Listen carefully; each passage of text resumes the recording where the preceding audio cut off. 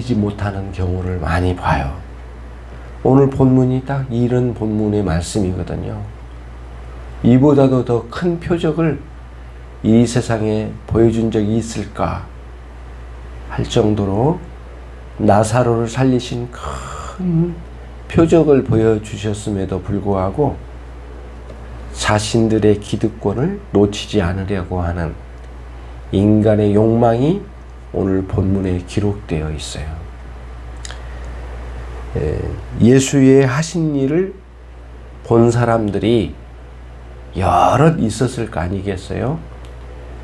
어떤 사람들은 그 장면을 보고 예수님을 따르기 시작했고 예수님의 하신 일이 참되고 하나님께서 보내주신 아들로서 행하신 일이라고 하는 사실을 믿는 믿음을 가졌단 말이죠.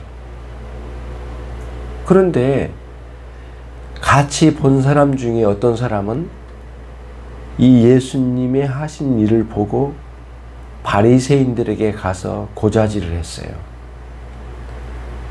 그렇죠? 그러니까 예수님께서 하신 일을 두고 자신이 예수님을 받아들이면서 자신이 가진 욕심, 자기 인간적인 생각을 무너뜨리고 받아들일 생각을 한 게 아니라 자신과 연관되어져 있는 정치 권력과 자기 유익과 자기 밥벌이에 연관되어 뭔가 손해를 볼 거라고 생각되어지는데 반감을 가지고 바리새인들에게 가서 고자질해서 예수의 하신 일을 가로막아야 되겠다고 하는 그런 의도가 여기에 드러나게 된 거죠. 고자질했어요. 그래서 이제는 바리새인들과 또 대제사장들이 함께 모여서 공회, 산헤드린이라고 해요. 산헤드린. 이스라엘, 당시 이스라엘의 최고의 권력기관이었어요. 지금 같으면 국회 장관들의 모임이라고 할 정도 그 수준이 되겠죠. 최고의 권력기관이 산헤드린인데 그들이 모였어요. 이 사건 때문에. 무슨 사건이요? 나사로를 살리신 주님의 큰 표적, 이 사건을 계기로 모였어요. 그리고는 회의를 하게 되고 회의한 곳에서 어떤 결의를 해요. 네. 그 결의는 뭐냐면은 제일 마지막 절에 나와 있죠. 이날부터는 저희가 예수를 어떻게 해요? 죽이려고 모의하니라. 예. 그때부터 이제 본격적으로 예수를 죽여야 되겠다라고 하는 모의를 시작했대요. 그래서 실제로 보시면 이 12장 다음 장 넘어가서 13장부터 예수님께서 그들의 모의에 따라 잡혀가신 장면이 나와요. 본격적으로 예수를 죽여야 되겠다고 하는 모의를 한 거죠. 그러면은 이 사건 안에서 자세히 좀 들여다보면 대제사장이 있고 바리새인이 있다고 나와 있어요. 보면 대제사장과 바리새인, 그렇죠? 47절에 이에 대제사장들과 바리새인들이 공회 산헤드린을 모으고 이렇게 돼 있어요. 본래 대제사장 계열은 사두개파예요. 예. 사두개파는 부활, 그러니까 사람이 죽고 난 뒤에 부활이라고 하는 그런 신앙이 없는 사람들이에요. 사두개파는. 근데 반대로 바리새파는 사람이 죽고 난 이후에 부활이 있을 거라고 하는 그러한 신앙의 내용을 가지고 있는 사람이 바리새파예요. 그러면 그런 그 신앙의 컬러가 굉장히 다르고 사실은 정치적으로도 서로 적대시하는 세력이에요. 바리새파하고 사두개파. 근데 당시 대제사장 계열은 사두개파 계열이었거든요. 본래 정치적으로 서로 싸우고 다투던 사람들이었단 말이에요. 이 두 개파는. 그쵸? 그런데 예수를 죽이려고 모의할 때는 두 세력이 합세했어요. 하나가 되었다는 거예요. 그러니까 진리를 그리고 생명을 하나님의 아들이신 예수 그리스도를 제거하고자 할 때에는 이런 악한 무리들의 세력은 서로 하나가 되어 뭉치기 시작하는 거예요. 그렇잖아요. 다른 데서도 거기 나와요. 헤롯과 빌라도는 로마에서 온 총독이고 헤롯은 이스라엘에 있었던 원래의 왕가의 출신들이에요. 헤롯 계통은. 그러니까 서로 정치적으로 앙숙입니다. 그런데 예수를 죽이려고 할 때에는 나중에 나오잖아요. 13장부터 쭉 나오거든요. 예수님을 죽이려고 할 때에는 서로 힘을 합했어요. 헤롯이 가지고 빌라도와 말을 맞춰가기 시작한 거예요. 반드시 죽이자 이렇게 말이죠. 그런 일들이 있었단 말이에요. 그러니까 평상시에는 자기 이권을 위해서 자기 정치적 세력에서는 다툼의 세력이지만 예수를 죽이고 하나님을 대적하는 데는 하나가 되는 거예요. 세상을 보십시오. 오늘날에도 교회를 향해서는 뭐라 할까요? 힘을 합해서 막 공격을 하잖아요. 그런데 평상시에는 정치적으로 둘이 싸워. 그런데 교회를 향한 공격을 할 때는 힘이 합해돼가지고 같이 공격을 해요. 이런 현상이 계속 일어나는 거예요. 그러니까 자기들이 어떤 정치적인 색깔, 보수냐 진보냐 할 것 없어요. 평상시에는 막 자기들끼리 싸우다가 그리스도, 진리, 교회를 향한 힘을 합할 때는 막 둘이 양쪽 세력이 힘을 합해서 공격을 해야 되는 거예요. 그게 사단의 세력이 가지고 있는 모양새예요. 항상 그랬어요. 그래서 여기서 이제 오는 거죠. 그래서 이제 이 사람들이 하는 게 그거예요. 예수가 결국에는 저런 기적을 나타내서 끝까지 세력화하면 결국에는 우리 바리새파와 사두개파가 정치적으로 세력을 잃어버리지 않겠느냐. 그러면 결국에는 정치 세력이 약화되면 어떤 현상이 일어나냐면은 로마 제국이 그때 당시에 지배의 세력이 있잖아요. 로마 제국은 가만히 있지 않아요. 민심이 어떠느냐에 따라서 그 세력에다가 정치 권력을 넘겨주거든요. 로마 제국은. 항상 그랬어요. 로마 제국의 그 통치하는 방식이 저 나라를 딱 지배했는데 거기에서 가장 민심이 좋은 정치 세력에 권력을 주고 딱 빠져나가요. 그리고는 총독 정도 한 명 보내고. 뻔히 알거든요. 바리새파와 사두개파가 그걸 알고 있거든요. 예수가 저렇게 기적을 베풀고 수많은 사람들이 따라가면 정치적으로 예수님에게 힘이 실릴 거 아니겠는가. 그러니까 그들은 하는 게 뭐냐면은 눈만 뜨면 정치예요. 권력이에요. 그러니까 예수께서 오셔서 하나님의 나라를 위하여 하나님 아버지의 말씀대로 이 땅의 영혼들을 구원하러 오신 그 구주로 보는 게 아니라 정치 세력으로 보는 거예요. 항상 그렇게 보는 거예요. 그러니까 교회가 성장하잖아요. 세상은 정치 세력으로 보는 거예요. 자기 권력으로 보는 거예요. 항상 그렇게 보는 거예요. 그러니까 그런 게 인간이 그런 거죠. 예. 그러니까 돼지 눈에는 돼지만 보인단 말이 있잖아요. 심한 말이긴 하지만은 그런 그 인간의 욕망으로 차여져 있을 때는 그 욕망으로 보는 거예요. 같은 교회 안에서도 예수님을 믿는다고는 말하지만 겉으로는 말하지만 자신 안에 뭐가 있느냐에 따라서 달라지는 거거든요. 평가는 달라지고 생각하는 게 달라지고 행동을 취하는 게 달라지잖아요. 이게 그 정치 세력화되어서 자기 기득권, 자기 이익, 자기가 누리던 것을 놓치지 않으려고 하는 욕망으로 꽉 채워져 있는 이상 예수님을 받아들여 믿기란 쉽지 않죠. 그렇죠? 그래서 48절에 그들이 하는 말이 그거예요. 이대로 두면 모든 사람이 그 예수님을 믿게 되지 않겠느냐.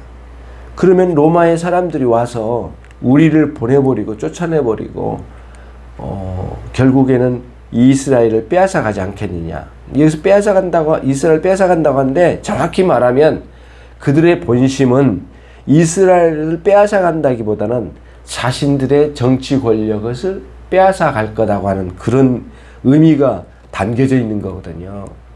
진정으로 이스라엘과 유대 나라를 위한 거라면 정말 하나님의 뜻이 어디에 있는지를 찾아가지 않겠어요? 자기들도 일말의 양심이 있고 또 유대교에 속해 있는 사람들인데 진정으로 유대 나라를 위한다면 하나님의 뜻을 찾지 않겠냐고요.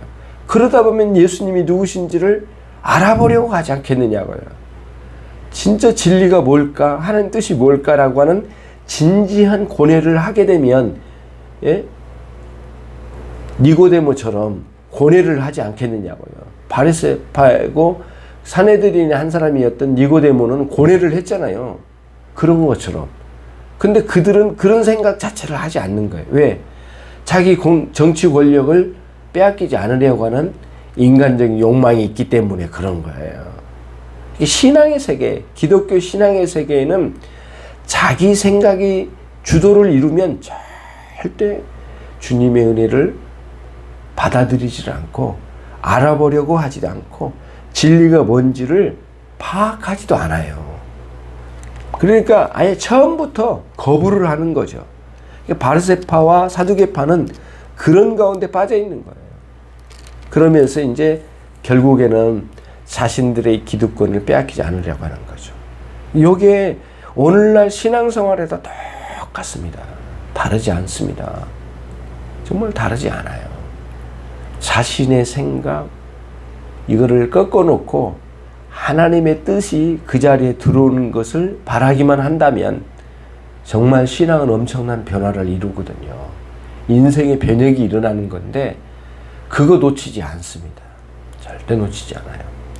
자, 그러면은 이제는 대제사장 가야바가 그때에 한 말이 아주 유명한 말이 있습니다.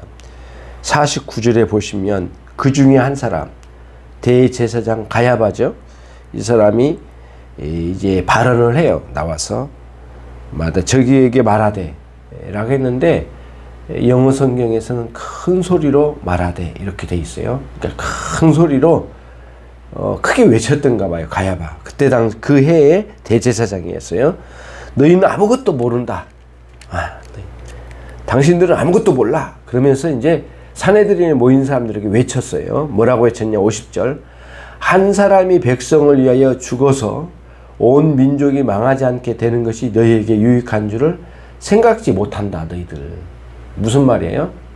꿍꿍이 속이 있는 거죠. 예수가 죽으면 한 사람이 죽으면 이스라엘을 다 구원할 거 아니겠느냐. 그런 외침이었어요. 왜 어떻게 그래? 자기가 이 가야바는 하는 의도는 뭐예요? 그 예수를 죽이기만 하면 우리의 정치 권력은 보호될 거다.